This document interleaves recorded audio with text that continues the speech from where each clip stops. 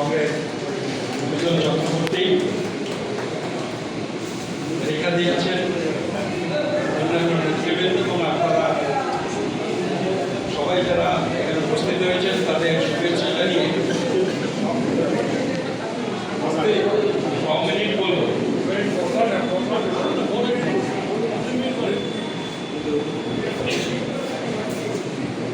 দেখুন, আমার এখানে পরিচয় সব থেকে স্বাভাবিক পরিচয় যেটা, যেহেতু এটা ইউসিআরসির সভা,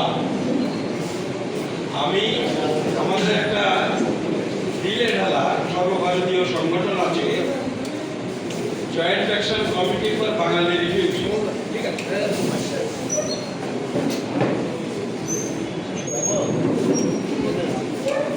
আমাদের একটা সংগঠন আছে joint action committee for Bangali refugee. এরকমই রিফিউজিদের সংগঠন যেমন হয়, ঢিলেঢালা সংগঠন, কিন্তু অল ইন্ডিয়া সংগঠন। আমি তার সভাপতি।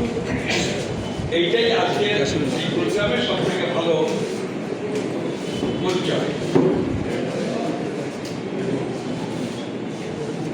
দেখুন, বিষয়টা একটা বিষয় তারা রেখেছেন, স্বাধীনতা আন্দোলন, দেশভাগ এবং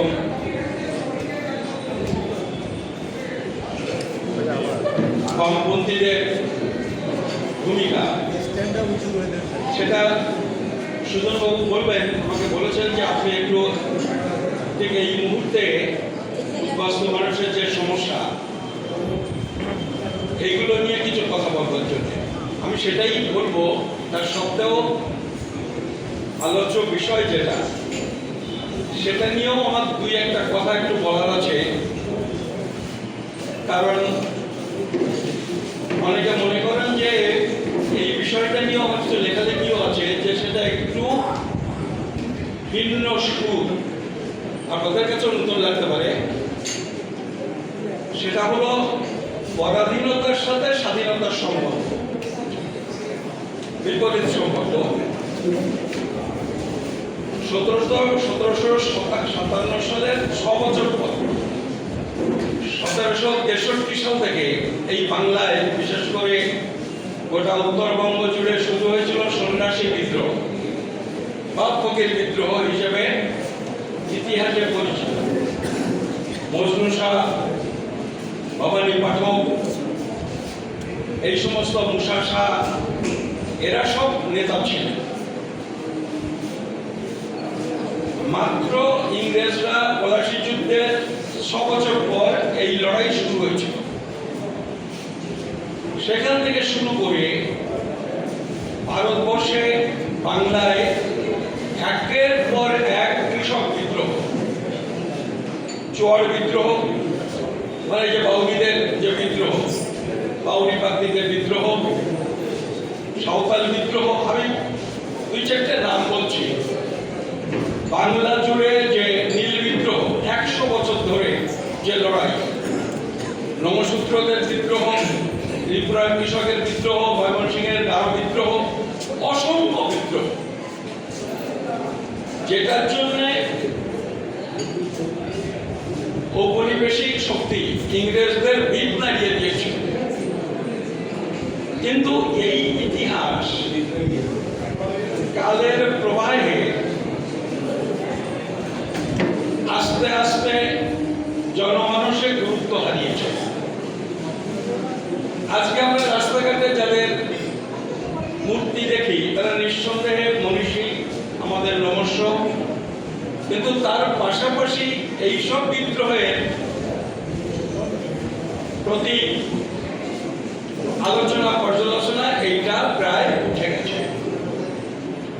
এইটা একটা দিক যেটা আজকের এই সভায় আমরা যারা এসেছি, আমাদের চিন্তা ভাবনা চেতনার সাথে সেগুলি বেশি সামঞ্জস্যপূর্ণ, তাদের লড়াইটাই বেশি গুরুত্বপূর্ণ হওয়া উচিত। কিন্তু আস্তে আস্তে নানান কারণে মেইন স্ট্রিম যে প্রচার মাধ্যম, সেখানে জায়গা পাচ্ছে না।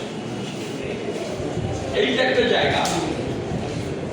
আর একটু আগেই এখানে বলছিলেন যে আজকে আমাদের যে সমস্যা যেখান থেকে শুরু, এখানে বলছিলেন একটা রাজনৈতিক দল এমন কিছু মানুষকে আজকে সামনে নিয়ে আসছেন, এইটা হওয়ার কথা ছিল না, কিন্তু সেটা আজকে সামনে চলে আসছে।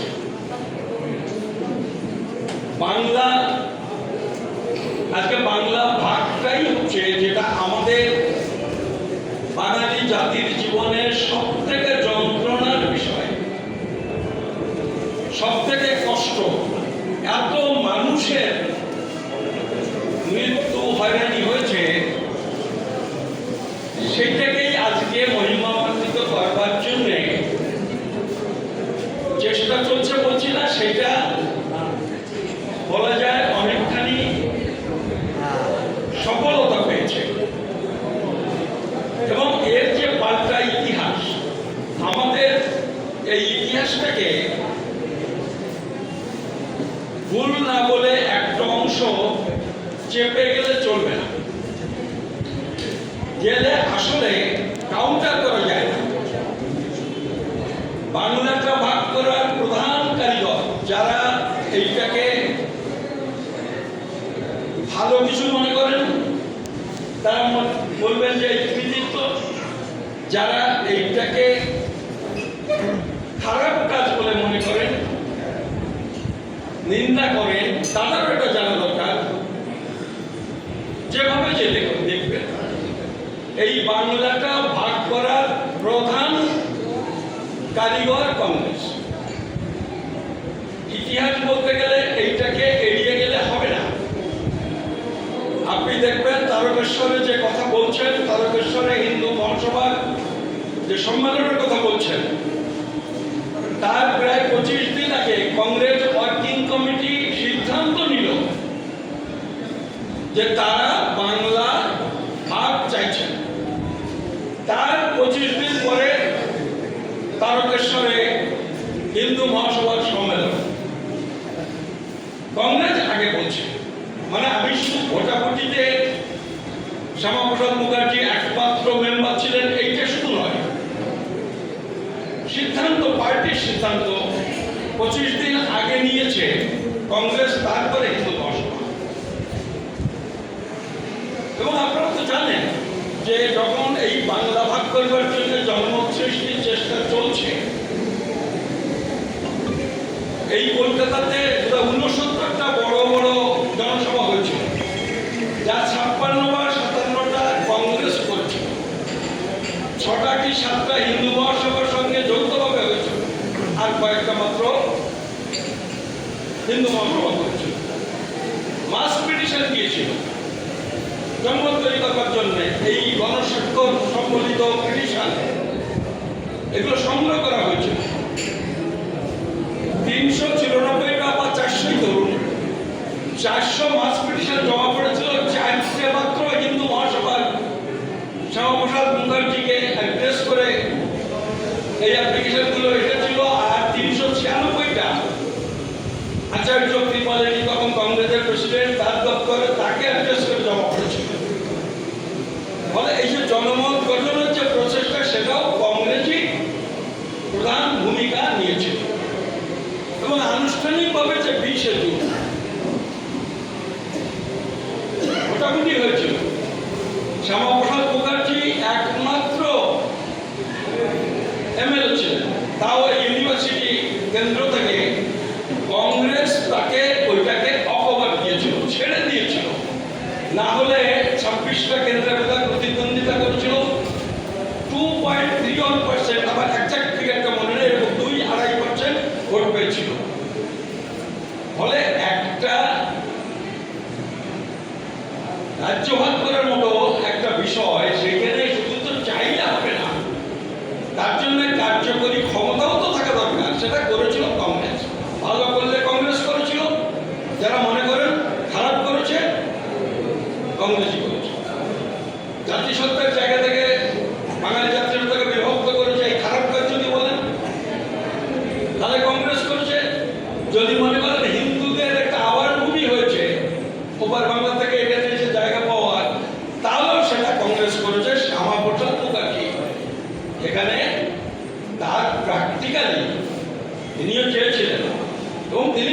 সারির নেতাই নন বাংলার ওই সময়। ফলে এই বিষয়গুলো যদি আমরা পরিষ্কার করে না বলি, তাহলে তাদের যে প্রচার এইটার মোকাবেলা করা খুব মুশকিল হয়ে যায়। সব দোষকে যোগেনবাবুর উপর পড়ে যায়।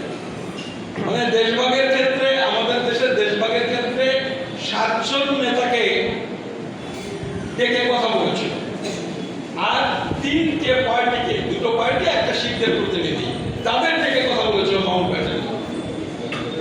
7 জন প্রতিনিধি, 3 জন কংগ্রেসের, আর 3 জন মুসলিম লীগের, আর একজন বলদেও সিং শিখদের প্রতিনিধি। যোগেনবাবু, আম্বেদকর, তাদের তফসিলি ফেডারেশন তাদের ডেকে কথা বলারই প্রয়োজন মনে করেন। কিন্তু দেশবাসী জেনে গেল দেশভাগ করেছেন যোগেন্দ্রনাথ মন্ডল।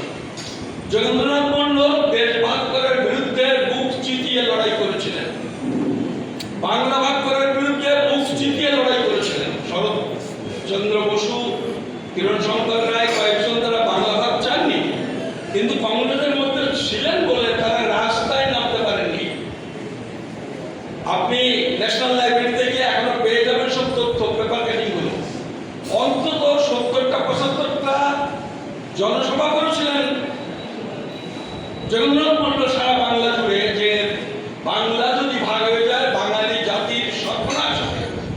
বিশেষ করে তিনি বলেছিলেন যে যারা পূর্ববঙ্গের কৃষক, তার সম্প্রদায়, নমশূদ্র, জেলে, এই যারা, তাদের উদ্বাস্তু হতে হবে এবং তারা কঠিন অবস্থার মধ্যে পড়বেন। তিনি বাংলা ভাগের বিরোধিতা করেছিলেন। এই জায়গা থেকে তাকে জুড়ে দেওয়া হয় মুসলিম লীগের সাথে। মুসলিম লীগ দেশভাগ চেয়েছিল, তিনি দেশভাগের বিরোধিতা করেছেন। তিনি বাংলা ভাগ চাননি তার মানুষের সুবিধা অসুবিধার জন্য, যে বাংলাটা যদি 54 আর 46% হিন্দু, 54% মুসলিম, হিন্দুরা তুলনামূলকভাবে অগ্রসর, চাকরি বাকরি, মানে প্রশাসনের কথা বলছি, অর্থ এবং সম্পদ, ফলে একটা ব্যালেন্স ছিল। 54 আর 46 খুব অসুবিধা হওয়ার কথা ছিল না। আর দেশ রাজ্যটা ভাগ না হলে কেউ, আমার মনে হয় না বিহারে উদ্বাস্তু হয়ে যেত, কেউ উড়িষ্যায় উদ্বাস্তু হয়ে যেত না। অথচ এই যোগেনবাবুকে বানানো হয়েছে ভিলেন। মানে একেবারেই সব থেকে, সুন্দরবাবু বলছিলেন যে উনি একটা আর্টিকেল লিখেছিলেন যে সব থেকে ট্র্যাজিক নায়ক আর কি। হ্যাঁ, তিনি তাকে এটা করা হয়েছে। যাই হোক, দেশভাগের সময়, দেশভাগ আর স্বাধীনতা আমাদের একই সঙ্গে, ওই সময় অবস্থাটা জটিল ছিল, সিদ্ধান্ত নেওয়া অত সহজ ছিল না। দেখবেন 39 সাল থেকে 43-44 সালের মধ্যে, 43 সালের মধ্যে 5 বার কংগ্রেস ওয়ার্কিং কমিটি এবং কংগ্রেস অধিবেশনে তারা সিদ্ধান্ত বদল করেছিল। তারা ব্রিটিশের বিরোধিতা করবে না ব্রিটিশকে সহযোগিতা করবে। কমিউনিস্টরাও করেছিল। কমিউনিস্টরাও প্রথমে বলেছিলেন এই যে দ্বিতীয় বিশ্বযুদ্ধ, এটা হচ্ছে সাম্রাজ্যবাদীদের মধ্যেকার লড়াই, দেশ দখলের লড়াই, জমি দখলের লড়াই। কিন্তু 41 সালে যখন রাশিয়া যখন আক্রান্ত হলো জার্মানি কর্তৃক, তখন কমিউনিস্ট পার্টিও কিন্তু তাদের সিদ্ধান্ত বদল করে ব্রিটিশকে সহযোগিতা করার রাস্তায় ফিরে এলেন। এমএন রায় এবং যোগেনবাবু প্রথম থেকে এটা করেছিলেন, বলেছিলেন যে ফ্যাসিবাদী হচ্ছে সব থেকে বড় বিপদ। ফলে এই যে জায়গাটা ওই সময় ছিল, এটা একটা জটিল পরিস্থিতির মধ্যে তখন যেতে হয়েছিল। বামপন্থীদেরও অনেক সময় এই ব্যাপারে বিভ্রান্ত হতে দেখা গিয়েছে, কিন্তু আলটিমেটলি যে জায়গায় তারা পৌঁছেছিলেন একটা সঠিক অবস্থানে পৌঁছেছিলেন এবং তারা যথেষ্ট কৃতিত্বপূর্ণ ভূমিকা পালন করেছিলেন। কিন্তু সে যাই হোক, তারপরে সে একটা চ্যাপ্টার চলে গেছে। আজকের পরিস্থিতিটা হলো, দেখুন ভারতবর্ষে দেশভাগের পরে লোকজন চলে এসেছে। কংগ্রেস একবার চেষ্টা করেছিল 67 সালে, সম্ভবত সেপ্টেম্বর মাস, ইউনিভার্সিটি ইনস্টিটিউট হলে সর্বদল তার লিডারটা বসে একটা কনভেনশন মিলিত হয়েছিল, বড় সিল করে দিয়েছে কংগ্রেস।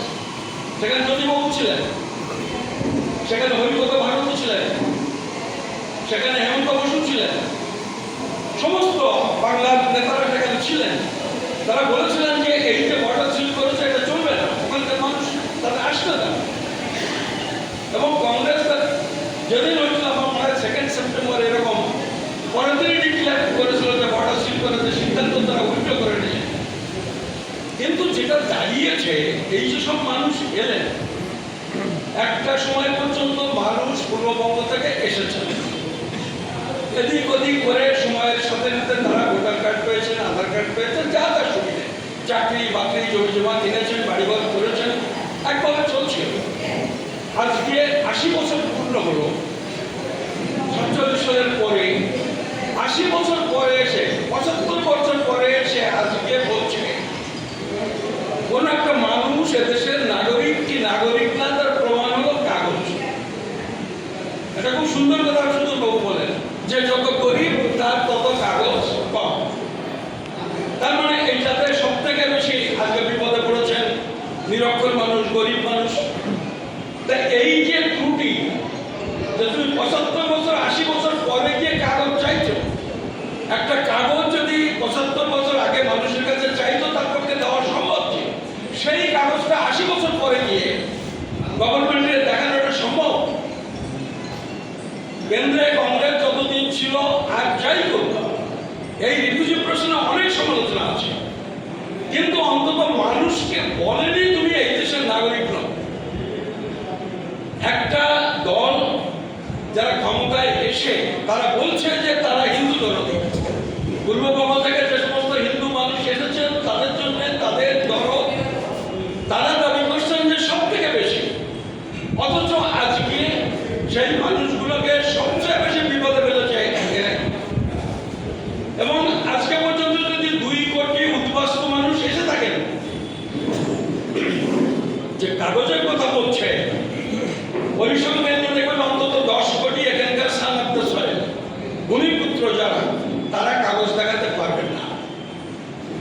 কিন্তু এখানকার ভূমিপুত্রের সাথে উদ্বাস্তু মানুষকে যদি পৃথক করতে হয়, কি দিয়ে পৃথক করবে? মুখ থেকে তো পৃথক করে যারা কাগজ দেখে পৃথক করতে হবে। ফলে উদ্বাস্তুদের কাগজ দেখতে গিয়ে এখন এখানকার লোককেও কাগজ দেখাতে হচ্ছে। ফলে এইরকম একটা পরিস্থিতির মধ্যে আমরা পড়ে গেছি।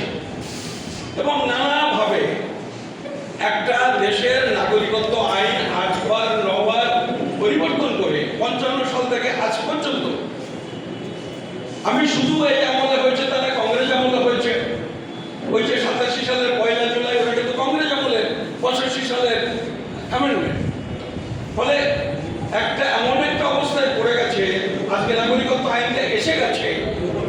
আজকে আপনারা দেখেছেন এসে সুপ্রিম কোর্টের লড়াই হয়েছে, সুপ্রিম কোর্টে কারা লড়াই করেছেন, সুপ্রিম কোর্টে লড়াই করেছেন সুপ্রিম কোর্টের সব থেকে বড় উকিল যারা আজকে, কপিল সিবাল, তারপরে ওই যে কংগ্রেসের অভিষেক মনু সিংভি, প্রশান্ত ভূষণ, বা তারাই সব থেকে বড় উকিল, কিন্তু কিছুই করতে পারছেন না। কি করে পারবেন? কারণ আমাদের দেশে আইনটাই তো আজকে পাল্টে ফেলেছে। ফলে আজকে এই যে সমস্যা, এই সমস্যা সম্পর্কে আমার একটাই কথা বলার, আজকে বলছি তা নয়। আমাদের একটা বুকলেট আমি দিয়েছি, আমরা 9খানা বুকলেট করেছি।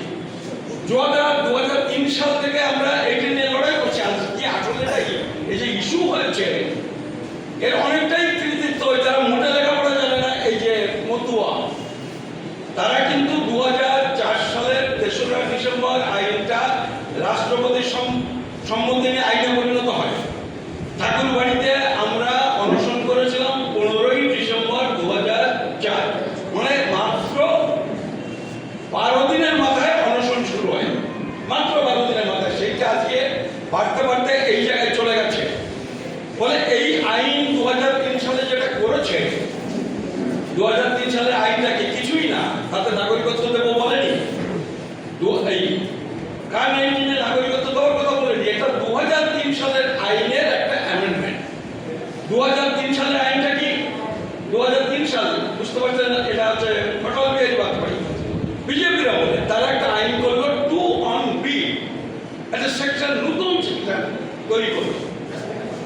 তাতে বললো অনুপ্রবেশকারী কারা, ওই যে কি বলছে ঘুষপেটিয়া, হিন্দিতে বলছে সব তাড়াবে, ঘুষপেটিয়া কারা।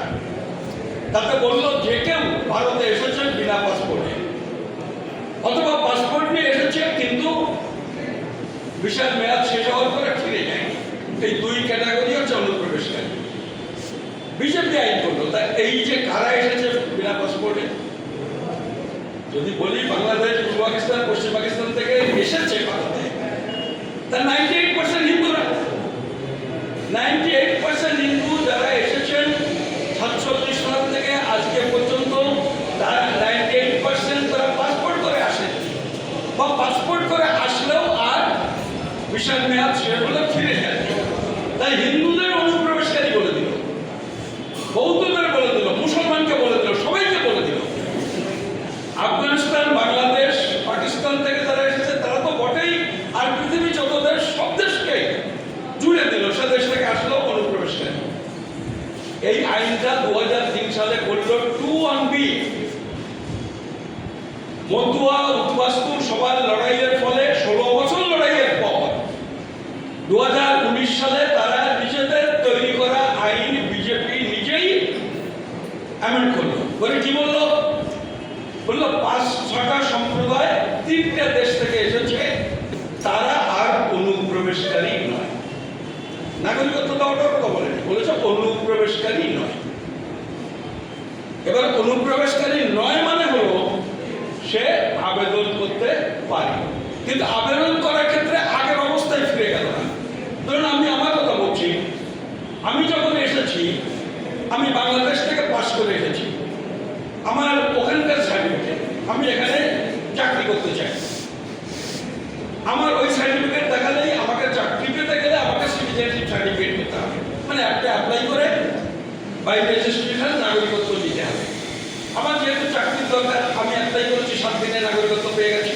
আমি কংগ্রেস আমলের কথা বলছি, কংগ্রেস মানে কেন্দ্রের কংগ্রেস। তখন এই যে অবস্থা ছিল, এরা যখন R19 করলো তখন কিন্তু পূর্বের অবস্থায় ফিরল না, না ফিরে বললো আমি অনুপ্রবেশকারী তকমা মুক্ত করে দিলাম, তুমি অ্যাপ্লাই করতে পারো, কিন্তু অ্যাপ্লাই করতে গেলে কতগুলো শর্ত জুড়ে দিল। কি শর্ত জুড়লো? বললো 2014 সালের 31শে ডিসেম্বরের আগে এসেছো কিনা তার ডকুমেন্ট লাগবে। তুমি যদি 10-এ এসে থাকো, 2000-এ এসে থাকো, তোমার যদি কোনো ডকুমেন্ট না থেকে থাকে তাহলে কিন্তু তুমি অ্যাপ্লাই করতে পারবে না। 2014 31শে ডিসেম্বরের আগে রুলস তখন বললো, 2024 সালের রুলসে বললো এই 20টা ডকুমেন্ট এর মিনিমাম একটা তোমাকে থাকতে হবে। তো এইটা 2014 সালের আগে আসা ব্যাপারটা অনেকে পারে, কিন্তু এবার বলেছে যে বাংলাদেশ, ভারত, বাংলাদেশ, পাকিস্তান, আফগানিস্তান 3 দেশ থেকে আসলে সুবিধাটা পাওয়া। তা তুমি যে বাংলাদেশ থেকে এসেছো সেটা প্রুভ করো, তুমি যে বাংলাদেশের নাগরিক ছিলে সেটা প্রমাণ করতে পারলেই তুমি এই সুযোগটা পাবে। এইবারে যে চলে এসেছেন আপনারা, হয়তো কেউ কেউ এসেছেন ওপার বাংলা থেকে, সুজন বাবু একদিন বলছিলেন বরিশাল থেকে এসেছেন ছেলেবেলায়। এখন ওনাকে যদি বলে তুমি ওখান থেকে, তুমি যে বাংলাদেশের নাগরিক ছিলে, ওখানে জন্মেছিলে, তার ডকুমেন্ট দেখাও, তারপরে তুমি হাতে অ্যাপ্লাই করবে, সম্ভব? কজনের পক্ষে সম্ভব? যে কারণে সেপ্টেম্বর মাসে 2017 সালে সেপ্টেম্বর মাসে কিরিয়ান রিজিজু বলেছে 2 কোটি মানুষকে নাগরিকত্ব দিতে হবে, পার্লামেন্টে বলেছে 17 সেপ্টেম্বর। 2 কোটি মানুষ। আজ পর্যন্ত শুভেন্দু অধিকারী বলছেন আবেদন করেছে 2,23,000, তার মানে 1% লোক এখন অব্দি আবেদন করেছে। 12 বছর মোদী প্রধানমন্ত্রী তো হয়ে গেছে, 29-এ যাওয়ার সময় হয়ে গেল, আবেদন করেছে মাত্র 1%। এই যে 1% আবেদন করেছে তার মধ্যে নাগরিকত্ব পেয়েছে কজন? পেয়েছে বলছে 19 আর 24,000, 23,000 কত, মানে 24,000 তো। সেটা হিসাব করে দেখলাম 10% লোকে পেয়েছে যারা আবেদন করেছেন, 1% আবেদন করেছেন, আবেদনকারীদের 90% এখনো পাননি। বলে এইটা কোনো সমাধান হতে পারে না। আমরা, সুজনবাবু, আমরা সব বসেছিলাম, বিভিন্ন জায়গা থেকে এটা আলোচনা করেছি। আলোচনা করে আমাদের মনে হয়েছে পার্লামেন্টে একটা আইন তৈরি করা দরকার, যে যারা ভারতবর্ষে স্থায়ীভাবে বসবাস করেন হিন্দু মুসলমান সব মানুষ যারাই স্থায়ীভাবে বসবাস করেন তারা সবাই ভারতের নাগরিক। এই মর্মে একটা নতুন আইন তৈরি করা ছাড়া এই সমস্যার অন্য কোনো সমাধান হবে না। কাগজ দেখানোর প্রশ্ন আসলেই এক অংশের মানুষ বাদ পড়বে। ফলে এরকম একটা আইন তৈরি করে তারপর থেকে তুমি নাগরিকত্ব আইনের যে যে ধারাগুলো আছে, যে বাইরে থেকে আসলে তুমি আবেদন করো, পাসপোর্ট সারেন্ডার করো, তারপরে তুমি বাই রেজিস্ট্রেশন বা বাই ন্যাশনালাইজেশন, আবার যারা এই দেশে জন্মগ্রহণ করেছে তাদের হচ্ছে বার্থ সার্টিফিকেট। 69 সালে আমাদের দেশে দি registration of birth and death act 1969 তৈরি হয়েছে। তা এর একটা রিভিউ হয়েছিল একবার 80 সালে, 20 বছর পরে, এই 90 সালে, সম্ভবত 20 বছর পরে, 20 বছর পরে একটা রিভিউ হয়। তা দেখে যে তাদের সেই সময়ে বোধ হয় 80-82% একটা মনে নেই, তাদের বাচ্চা সার্টিফিকেট নেই। তারপর একটা রিভিউ হয় বোধহয় 2000 সালে, সে সময় তাকে 50% লোকের বার্থ সার্টিফিকেট নেই। আলটিমেটলি এইভাবে কতগুলো রিভিউ পরে, রিভিউগুলোর নাম দেখবেন নেটে খুঁজলে আপনারা পেয়ে যাবেন। শেষে 2003 সালে ওই দি registration of birth and death act amend হয়েছে। অ্যামেন্ডমেন্ট অ্যাক্ট তৈরি হয়েছে, যেটা 1 অক্টোবর 2023 সাল থেকে লাগু হয়েছে। বলেছে তারপরে যারা জন্মগ্রহণ করবে তাদের বার্থ সার্টিফিকেট ছাড়া অন্য কোনো ডকুমেন্ট, বিকল্প ডকুমেন্ট গ্রহণ করা হবে না। তাহলে এই যে 69 সাল থেকে 2023, তুমি যদি এতদূর পিছিয়ে আসতে পারো, নাগরিকত্ব আইনের ক্ষেত্রে এটা করা যাবে না কেন? কোথেকে একজন গরিব মানুষ, মানে এখানকার মানুষের কথাই বলছি, একজন আদিবাসী মানুষ যেখান থেকে 70 বছর আগের কাগজ কোথেকে দেখাবে? সে কতবার এখান থেকে ওখানে চলে গেছে। যারা দিনমজুর, তারা ওই সুন্দরবন এলাকায় একসময় চলে গেছিল, ছোটনাগপুর এলাকায় সমস্ত আদিবাসীরা ওখানে আবার জমি জমায় চাষবাস হয় না, চলে এসেছে গাইঘাটা এলাকায়, বিভিন্ন জায়গায়। তারা কোথেকে দেখাবে এই ডকুমেন্ট? ফলে এরকম একটা অবস্থার মধ্যে আছে। ফলে আপনাদের সবার কাছে আমাদের বিনীত আবেদন, আমরা এই যে স্ট্যান্ডটা ঠিক করেছি, ভারতবর্ষে যারা স্থায়ীভাবে বসবাস করে তাদের প্রত্যেককে নাগরিক ঘোষণা করে একটা আইন তৈরি করো, তারপরে তুমি আইন কানুন ঠিকভাবে প্রয়োগ করো। আপনাদের কাছে এই লক্ষ্যে জনমত তৈরি করবার জন্য যার যেখানে যে সুযোগ আছে সে আবেদন রেখে আমি আমার এই বক্তব্য শেষ করছি। আপনাদের সবাইকে নমস্কার, ধন্যবাদ।